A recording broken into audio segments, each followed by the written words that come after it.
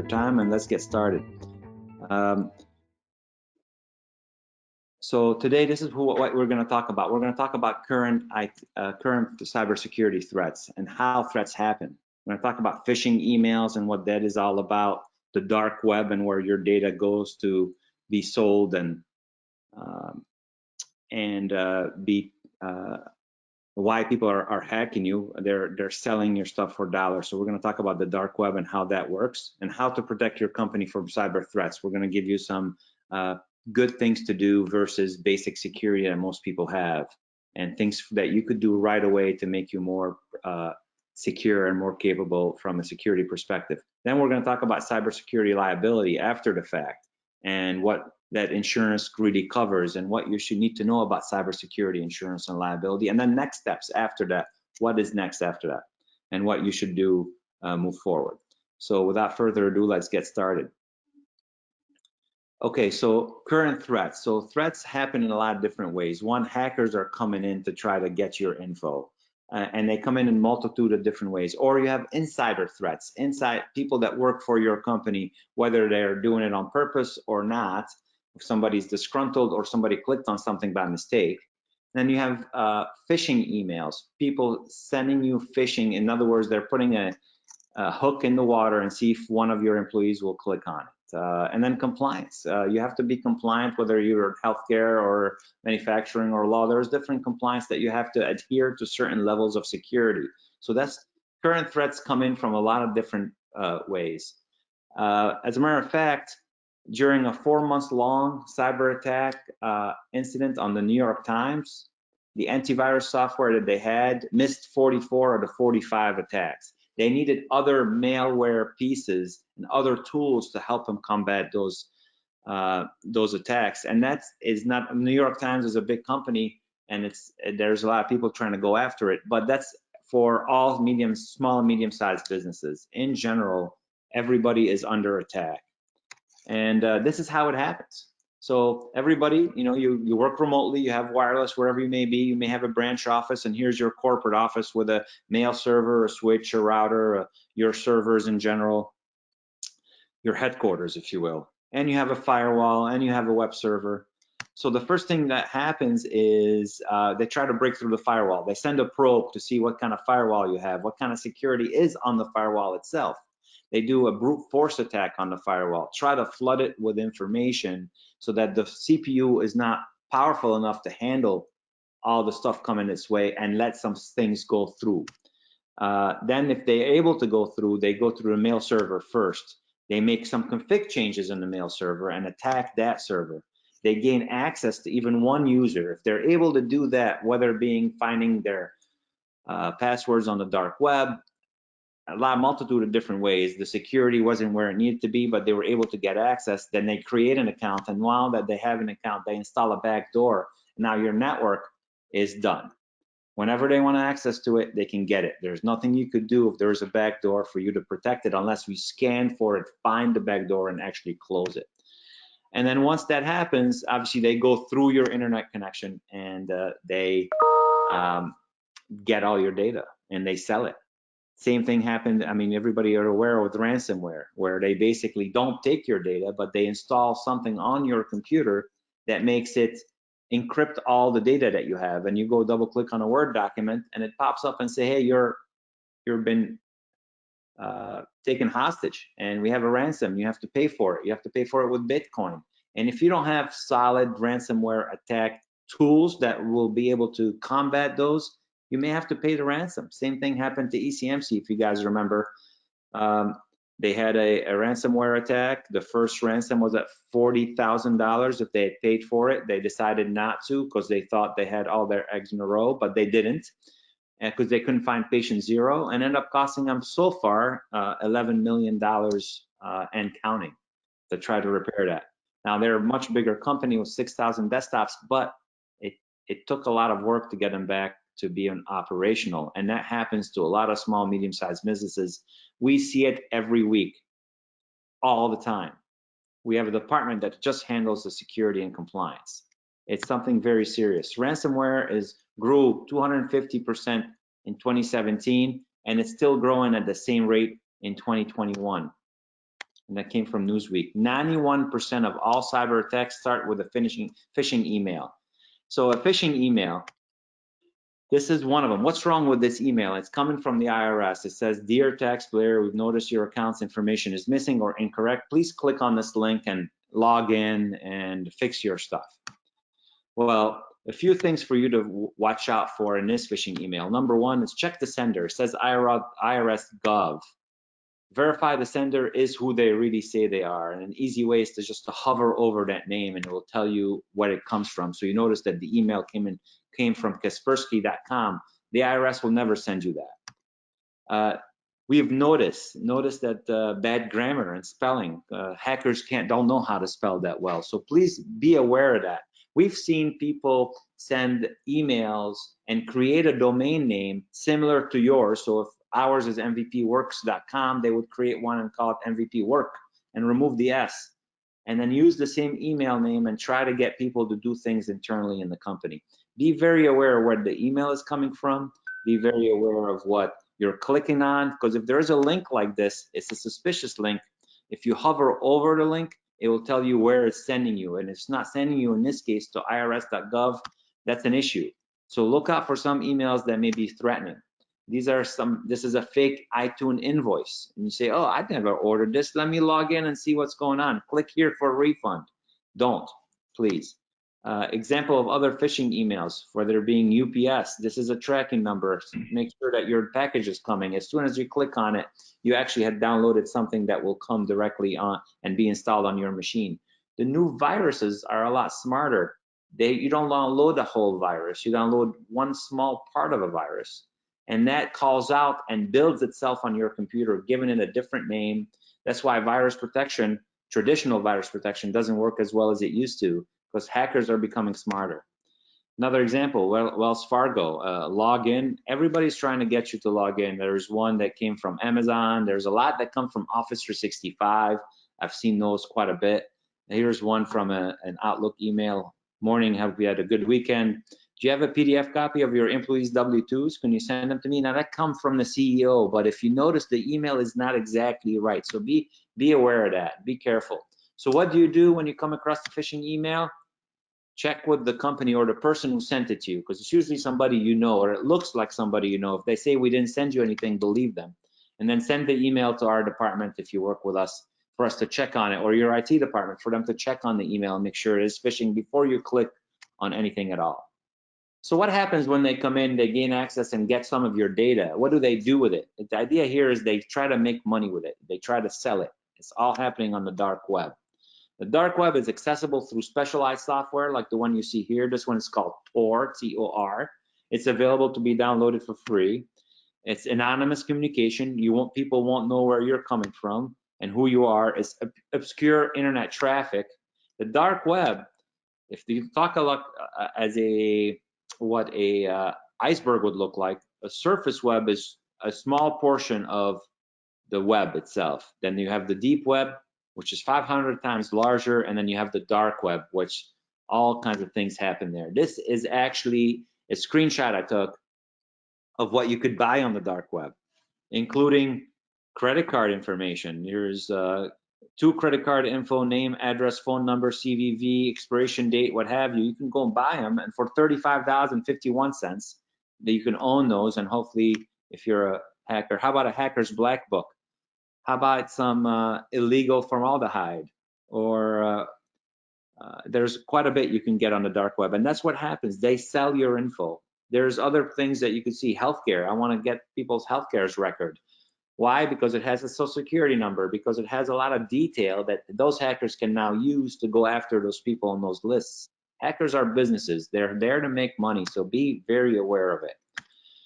And they get, if you have a full credit card, the actual credit card is $1,000 to $2,000. If you have online banking information to log into, is $1,000 to $2,000 they can get for it. $1 for social security number, $20 for your state ID, driver's license number, between $1,000 to $2,000 for an actual passport. Your passport is worth money on the dark web. So 1 in 5 small, medium-sized businesses who paid the ransom never got their data back. 1 in 5. A lot of people do get their data back when they pay the ransom, but you also have to legally and under compliance to let everybody know that you're paying that ransom and that your stuff got hacked. The idea of a ransomware is that they want you to get the data back, but they want to get your money first. And just because you got ransomware once doesn't mean you're going to get it again. Some people that we work with have gotten it 2 to 3 times before they've called us for us to come help them secure it once and for all. So how can you protect your company from cyber threats? Most people we talk to, they say, but we already have security. We have basic security. You have a firewall. We have a virtual personal private network that we can connect to. We have antivirus software. We're good. Well, we can tell you that that's not enough anymore. Number one, make sure you have a solid disaster recovery, business continuity backup happening all the time. Because if anything happens to your data, you could always restore back from backup, and you can go back a week, maybe 2 weeks at a time, maybe a month at a time. But you gotta add additional tools on top of what you have. One is mobile device management. We highly recommend that, which is if you have email on your cell phones, you should have mobile device management on the cell phones to be able to protect them and encrypt them so that if somebody loses the cell phone, that data doesn't go in somebody else's hands. A SIM, a security incident and event management, a log. So every machine that creates logs is a good way for us to let us know there's logs being generated. This is above and beyond what an antivirus could do. If there's a lot of logs being generated, it looks like indicative of a virus protection or a virus happening or a ransomware happening. It will let us know that something is in progress of happening, not after it happens, versus antivirus where it lets you know I found something. This will let you know I think something is happening and may cause you an issue later.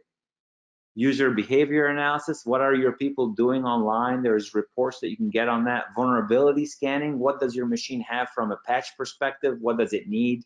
Multi-factor authentication, when you log in remotely to get a code that gets generated that changes every 20 seconds that goes on your cell phone above and beyond your passcode that never changes. I would recommend have password management. Do not use the password piece that comes in your browser. That is already hacked. All the browsers are hacked. There is additional tools that are encrypted like LastPass or Dashlane or different password management. We prefer LastPass, and that's what we recommend. And then also have a full disk encryption of your hard drive, especially on a laptop. So if you lose a laptop, you just lost a piece of hardware. You didn't lose the data in it. And advanced threat protection is the new antivirus. It does not work on definition. It works on attributes, and it helps you realize when there is an issue, even if the virus is not named in the definitions already. So you get everything that you already have, and you add all this additional things, and we built it up and we called it Total Secure. So the first thing to start with is an audit, a security assessment, because we don't know what you have and what you don't have. We could help with that. We can come in and run a scan on your environment, tell you what's missing, what you have from a security perspective, and what you don't have. It's important to know your level of risk tolerance. Can you withstand risk?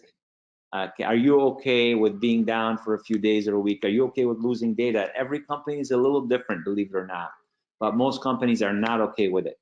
So like I said, number one, make sure you have a solid backup, disaster recovery, and business continuity plan in play. This environment allows you, our solution allows you to have a backup every 5 minutes. So if anything does happen, we can go 5 minutes before that, so you don't lose a lot of data. And we can actually bring you up and running within 20 minutes without any real downtime. Make sure your firewall is just not a home firewall. Make sure that it's a next generation firewall that inspects every byte coming in and has intrusion prevention system, IPS, and that IPS is actually enabled as well. Make sure you have strong spam and email filtering. I hope you guys are using Office 365, but you added all the additional security that comes with it. Because most people that have Office 365 do not add the security. They think it comes with it. It does not. So make sure you have a strong spam email system, so that way your phishing email gets caught and you don't have to rely on your employees to be smart enough to catch it. We also recommend the web gateway security, which is anything coming in and out of your network to get scanned by a outside server for any malicious things happening in it. So we recommend Cisco Umbrella. So instead of using your internet service provider's DNS, we use Cisco's DNS, and they do a full URL inspection on everything going in and out so that the data coming to your network is already been scanned before it reached you and it's been cleaned up. If anything gets missed here, your firewall will hopefully catch it. If that gets missed there, your antivirus or intrusion prevention and advanced threat protection will hopefully catch that. And it's multi-layer approach when it comes to security and cybersecurity. Most importantly, make sure your computers are updated. Updates contain important changes to improve the performance, stability of your security and application that runs on your computers.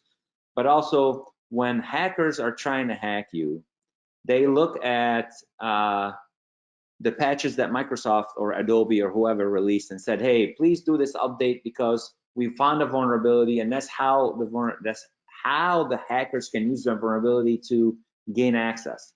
Well, hackers use that same list and they're hoping you did not patch. Obviously, if you're a partner with us and you have total protection, our application of total protection and automation automatically patches a lot of your computers and applications, but make sure they're done regularly. Make sure Adobe's patched, make sure Google Chrome is patched, and all these different applications that reside and you use on a daily basis have the latest security patches, so that way you're not at risk. And if everything fails, make sure you train your employees on what to look for. So we recommend a product called BPP, Breach Protection and Prevention. I think that's what it's called, but it's a security awareness training, because 95% of all data breaches happen because somebody clicked on something. So to protect your data, we need to make sure that your humans are also trained. And we give them videos and give them capabilities and give them a test to take, and we give them a score where we call the ESS score, the Employee Secure Score. And the more videos they watch, the more aware they are, and then the more they're capable of finding out what they should click on and what they shouldn't. It reduces the number of attacks quite a bit. And then we talked about the dark web research and dark web scan. We will, if you're a partner with us, we scan the web for you or the dark web for you already to make sure your stuff is not out there. But just to know what's out there that's under your name, under your email address, and to change your password regularly. Make sure your password is a passphrase. I like a password more than 16 characters. I don't care if it has different numbers and letters and other things. You could have it, but make sure it's more than 16 characters, whether you're using those in there or not. It makes it more complicated. Anything over 16 characters takes a long time for it to be hacked. There's a website you can go to called howsecureismypassword.net. That's howsecureismypassword.net. And then you put in your password, and it will let you know how fast the hacker can break through it. If you put in admin, like a lot of the regular password or password, it says instant. That's how fast they can break it. And if you put something longer, it gives you a multitude of years. It will take a supercomputer to churn through different things to make sure that you're secured. So password, that's what I just discussed. Make sure you use a strong password, but also make sure you use a password tool like LastPass, where it has centralized control and automated user management. And if you're gonna manage your passwords for your entire company, you could do it through a tool like that as well. We talked about encryption, but there's two different types of encryption. There's full disk encryption, where you just encrypt your hard drive altogether, and when the machine first boot up, you'll get like a blue screen where you have to type in a password, then Windows will come up, then you'll enter your regular password. That allows us to encrypt your hard drive. And if somebody finds your laptop and takes the hard drive out, they won't be able to get any data on it because the data will be encrypted. You could also encrypt just the files that you have, and you could do that in Word or Excel, or a USB stick is important to encrypt anything on them, so that if you lose those, they don't have any data that can be taken. Now think about everything that I'm talking about here. There's a lot of different layers, so you got to make sure what's in it and what's missing. We talked about mobile device security, which is MDM, and if you have your email and any data on your mobile device, make sure you have mobile device management. But it will let you know if you're compliant. It'll let you know where the device is. It will allow us to auto wipe the device. It will allow us to selective wipe the device as well. So if the device belongs to the actual end user, it doesn't belong to the company, you don't want to wipe out the device. But if they lost it or if they're no longer employed, you want to just wipe your data off the device. And that's something we could do through mobile device management. and obviously multi-factor authentication so that you can gain trust in your users, and then you know your users are the users logging into your network and not somebody else. The last two pieces is advanced threat protection, which is the new type of antivirus. So the that I talked about, but antivirus is basically dying, and advanced threat protection is a replacement. And what it is, it detects and contains threats from a behavioral AI perspective. So if there's something happening on your computer, even though it's not a virus per se, but it's building itself and it's trying to encrypt something or cause harm on your computer, if it sees that behavior happening, that's how it grabs it. It grabs it through attributes, not through definition. So make sure that your antivirus is up to snuff. I guess that's what I'm trying to say. With the antivirus that we offer, which is SentinelOne, they do provide a $1 million ransomware protection policy from Lloyd's of London. But that's not enough for a cybersecurity, cyber insurance. And like I said, we're going to be talking to Ed today, and he's going to explain more to us about that. So let's get into what happens if you do get hacked. Number one, if you think you got hacked, disconnect that machine. Now make sure it's not on the network so they don't have capabilities to jump on other machines. Shut down the computer and contact us. And send the information to everybody in your organization, letting them know that there was an issue, and then have us take over. And that's what you need to do. So without further ado, let me introduce you guys to Ed. Ed works for Russell Bond. They're an insurance wholesaler, and they are the insurance wholesaler for EMS Insurance. EMS is a long-standing partner of MVP, and they're also our insurance vendor. So we do all their IT. They do a lot of our insurances, and we've been working together quite a bit. So Ed, are you there? Yes, I am. Okay, so Ed, I'm going to give you the reins. I can give you control here. So let me make sure that you're the presenter. Thank you. Thank you. Just real quick, everybody, my name's Ed Chadwick. I'm a wholesale broker. I work with retail agents, in this case EMS, and I bring my specialization, which is cyber insurance, to the transactions. Been a lot of really good information here, and I'm hopeful that a lot of my information will kind of reinforce what we've already learned. The one thing I would ask is, as we start talking about the coverages and the value of insurance, is going to be, when you consider the policies you buy for your business, you have sprinklers in your building to guard against the fire, but at the end of the day, you still purchase a property policy in the event that something really bad happens. Cyber insurance really should be looked at the exact same way. Looks like control. All right, you're on. Will you need me to have the presentation on my screen? Nope, you're all good. Everybody can see the presentation now. Let me make sure that actually. Oh no. I think I don't see the presentation. Okay, sorry. Let me adjust that. Bear with me. Mm-hmm.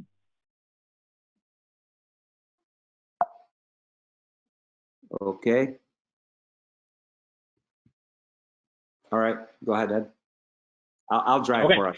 So at a most basic level, if you're making a decision about purchasing a cyber policy, at its most basic level, cyber policies provide financial help to you in the event of a data breach.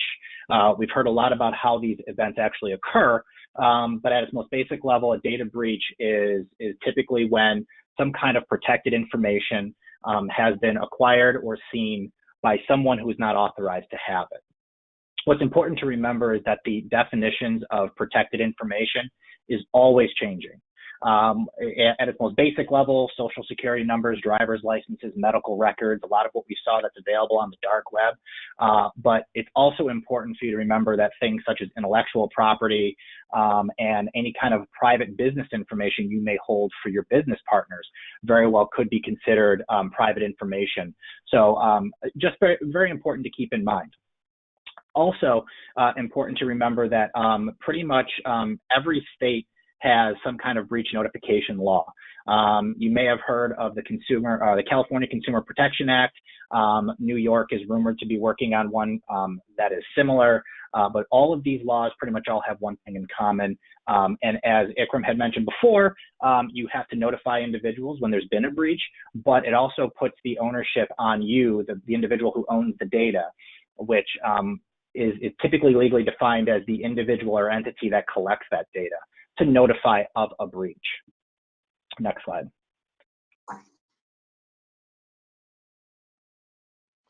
So, we've heard a lot about, cyber in the news, right? But the thing that I hope you all take away from this here today is that it is not just a Fortune 500 problem.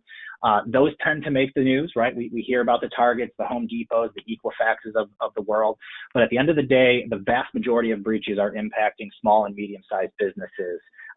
It just doesn't make the headlines. It doesn't make nightly news because it's not that popular to hear about. What you're going to see here are the average cost of a data breach by industry broken down into what the averages are.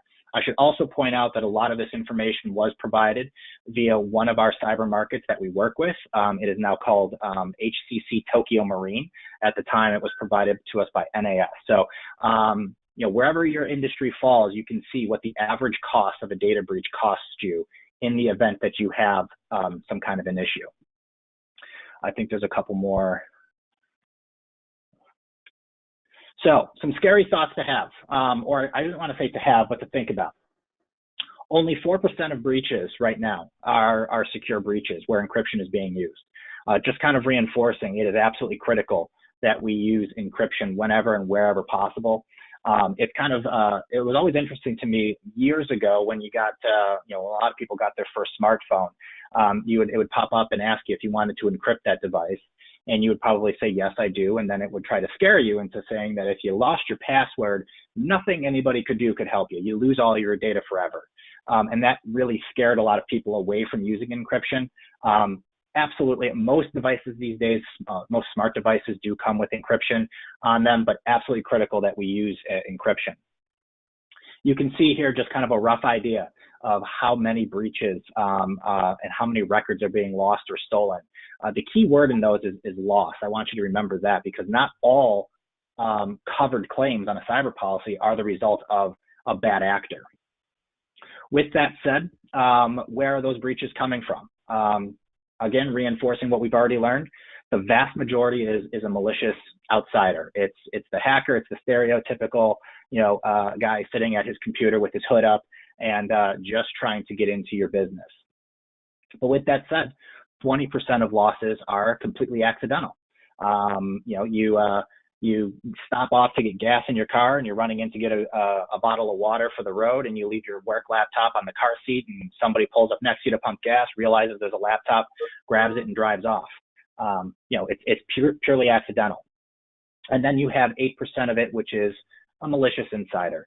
I'm sure we've all, if somebody's ever asked you the question, do your employees love you? We always say everybody's employees always love them up until the point where they don't. And that is when you can have a potential issue. So important to keep in mind. What are the types of breaches? At the end of the day, it's good old fashioned identity theft. It's that social security number, bank account numbers, and passports, things of that nature. 13% is financial access. It's access to credit card accounts. It's access to actual bank accounts. The next one is the one I really like to talk about, because 6% of it is account access. This could be anything. It could be your Office 365 account, but it can also be things such as LinkedIn, Netflix, Amazon. As a business owner, it's important for you to take these things into consideration, because as a hacker, if I know that most people tend to use the same password in multiple different services, and if you don't have good password controls, if I can trick somebody into giving me their Netflix password and I happen to know where they work, I'm probably going to try that same password to see if I can gain access to their work accounts. So it's important that you take those things into consideration. And then you have 6%, which is just existential data that most people don't even realize that they're actually storing or somehow have on their networks. we're all to the next slide. Just continuing this, I won't read all of these. You know, they're up here, but just some key points. Banking Trojans. You know, you can purchase hacking software on the dark web for as little as $500. That's pretty cheap for what you know, the potential return. Again, ransomware attacks during a period that was measured by the World Economic Forum. The period of July to September of 2017, 64% of all malicious emails sent were the beginnings of a ransomware attack. Ransomware is a pretty chronic issue. It has not gone away, and if anything, it's gotten much, much worse. And over the next 5 years, cybercrime is expected to cost U.S. businesses $8 trillion, quite a bit on the line here. As you saw on the next slide, an average of 30,000 websites every day are infected and unknowingly distribute malicious code all around the web. There was a recent white paper done by a security researcher. Many of us use Chrome. Many of us use Microsoft Edge. If you've ever noticed, if you're looking in your web browser, when you have maybe like 3 or 4 of your tabs open, every website now has a little symbol on the tab, so you can see relatively quickly which tabs are what. That researcher was able to determine that if a website was infected with some kind of malware, that malware can actually be transferred to your machine through that little symbol. So there's the bad guys are always looking for new ways to get into your systems. 85% of targets are just simply targets of opportunity. They're just folks who, you know, got kind of wrapped up into something much bigger. 69% of small businesses do not even have an informal internet security policy for employees. 87% of small businesses have at least one employee who uses the internet every single day. And 71% of them say that their business is somewhat dependent on internet and electronic access. So we've talked a lot about that's a lot of reinforcing what we've already learned. And so now the decision comes, you know, you've heard about the security, you know about all the good practices, but now the decision comes of whether or not purchasing a cyber liability policy is right for your business. And when I'm talking to clients, these are a lot of the steps that we go through to determine whether or not a cyber policy is really good for your business. So the first one we need to do together is we need to discuss your data exposures. You know, that's going to be on the next slide here. We'll see. So you really got to determine what are the exposures that your business faces. So what kind of data do you store? You know, how much customer data, employee data, where do you store it? How is it protected? You know, do you have proper backups? Who has access to this data? Is this data available to every single employee, or is it on a role-based assignment? You know, employees who don't need to have access to data don't. You know, can your data be downloaded remotely to an unencrypted device, whether that be a smartphone or a USB drive? Most important, do you share any of your data with a business associate? If you remember what I mentioned a few minutes ago, breach notification laws do hold the owner of the data is ultimately responsible for notifications of a breach. That means that if a third-party business associate of yours doesn't protect your data the way you would protect it and they lose it, you are still ultimately responsible for notification. And while there's other avenues you could go through with that particular business partner, at the end of the day, the buck does stop with you. And then, of course, we talked about encryption already. So next slide, please. Here's kind of where I think a lot of us insurance professionals kind of we kind of drove this picture home a lot in the beginning, which was determining the rough number of your records. It is true there is a direct correlation between the number of records you have and the ultimate cost of a data breach. However, it's not the most important metric to be taken into consideration when making a decision about whether or not you should purchase a cyber policy. But just real quick, you can see at the bottom of this screen, we did a quick little analysis, and assuming your business had 1,000 records and that those were breached without having any healthcare information attached to it, the estimated cost of that would be about $221,000. That includes everything from the investigation of the incident to determine what happened, is it ongoing, the notifications, any potential crisis management that would need to go into a PR firm, for example. You may face regulatory fines. And then the one thing that we can never measure is the damage to your business's reputation. Back to the Target breach that happened several years ago, Target suffered for a while without, people stopped shopping at Target for a little while because they were concerned about the fact that if they didn't have cash, they didn't want to use the credit cards. That's the type of thing. They've since recovered from that, but important to keep in mind that your business reputation is the one thing we can't measure. Next slide, please. So let's say you have an incident, right? So everything we've talked about, all the security you've got, but at the end of the day, something bad has happened. The bad guys have figured out a way to get in. Let's say you don't have a policy. The first thing you would do is, you would have to reach out to an attorney. In the case of having a policy, you reach out to your insurance company and they put you in touch with a breach coach who is basically an attorney who specializes in privacy law, and they're going to basically work with you one-on-one to determine what has actually occurred, does it meet the definition of a legal breach, and the necessary next steps. That can cost anywhere between $5,000 to $50,000, depending on the scope and the complexity of the situation. If that individual has determined that you do have an ongoing issue, they will recommend some kind of an IT forensics team to come in to determine where the breach is occurring, is it still ongoing, how deep into your systems did the individual get, and prevent it from hopefully occurring again.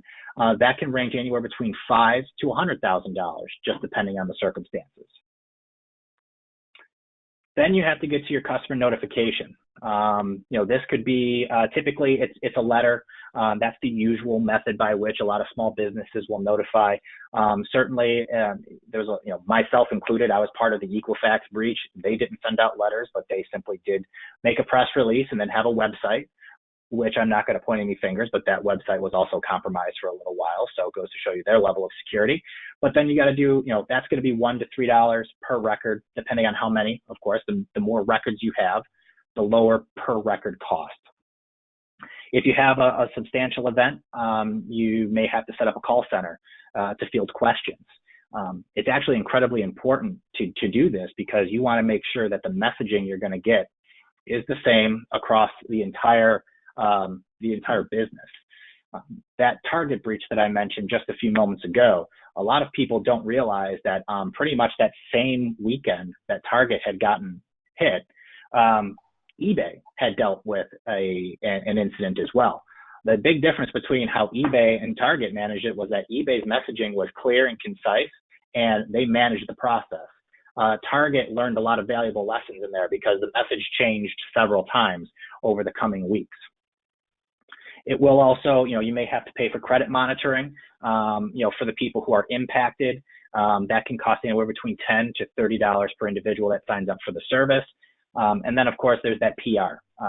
Again, the PR is something we can't really give you a general idea as to what it would cost you because it all is dependent upon your industry, the unique characteristics of what it is you do. But the PR firms, they can be very expensive. So just real quick, this is just a quick example. I always find it valuable to show people legitimate examples. Now, this was a claim that NAS, again, now HCC Tokyo Marine, had actually paid. This was an insurance consultant, not much different than myself, who had a breach of an unencrypted web server. They determined that there was actually some information on that web server, which was considered protected health information. And they ended up having a loss of approximately 6,000 records that the forensics team was able to find available openly on the dark web. That ended up costing $250,000 in that particular response. In the case of this individual who purchased the policy, they simply had to pay their deductible. So a good example of showing you how these policies can actually come into play. Another quick one here. This one is important because this was a burglary, somebody's home. Overnight, somebody broke into the house. found his laptop sitting on his kitchen table and snatched the laptop. The unfortunate thing was that that laptop was unencrypted and had the entire database of his practice's patient database on there. It was 57,000 records. When it got reported, forensics determined that there was 37,000 unique identities on that laptop. And of course, because it was healthcare, that led to an investigation from the Department of Health and Human Services.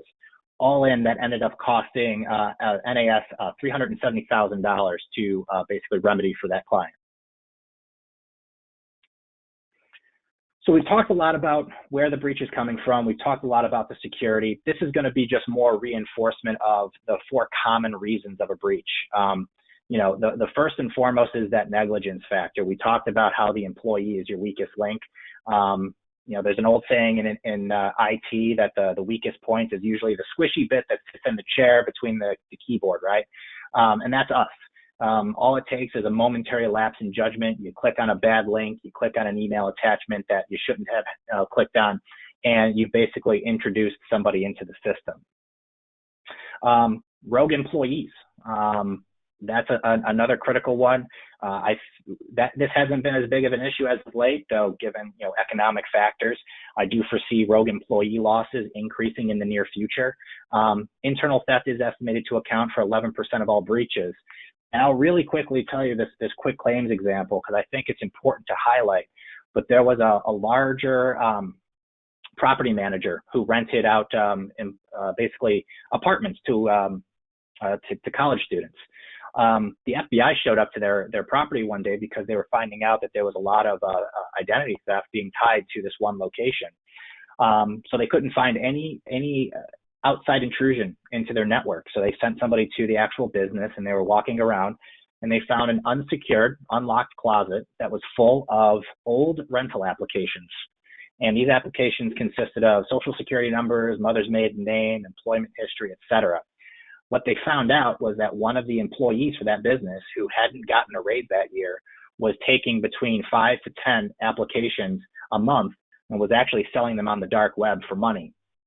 That actually required the FBI to be involved to set up a sting operation, but it's a very good example of even something like a paper record. Very well, it could lead to some kind of a cyber incident or a security incident. I already mentioned business associates.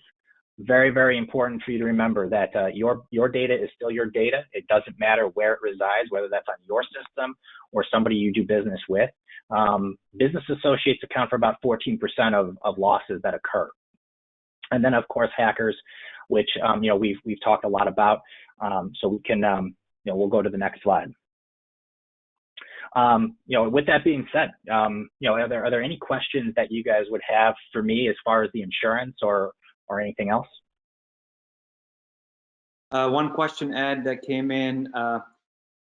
How do you determine how much the policy is worth? I mean, is it per record or what? Yeah, so it takes to decide? Very good question. Back when I first started working in the industry, that was a lot of how we judged it, was how many records did you have, and that was a direct result of what your premium would look like. Fast forward to today, and policies are principally going to be rated off of the revenues. We do take into account what you do because we know that the amount of data that each business holds is a little different, but in general, we rate off of the revenues of the business. That's going to be the principal thing that we use to generate a price. Okay, that's very good info. Does it make a difference, and that's from me, if obviously you're looking at revenues and how much that is, and there's a sheet that everybody has to fill out, kind of an Excel spreadsheet that is sometimes people look at it as very daunting. How is that now? Should it be an IT person that fills out this sheet? Can it be somebody internal?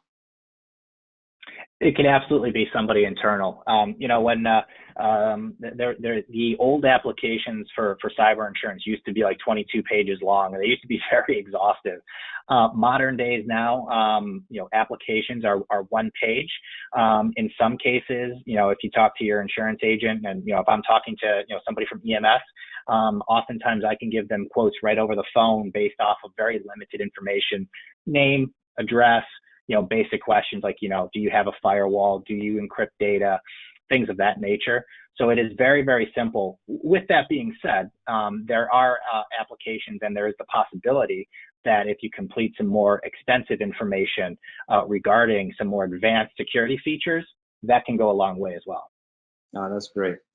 All right, thanks a lot, Ed. I don't have any other questions for you. But what we're offering for everybody that is joined us today, one is a free dark web scan. So you contact us, and I'll share my email and phone number with you, and we'll do a dark web scan search for you and let you know if your information is out on the dark web or not, and what we could find depending on your email address. That's what we will need.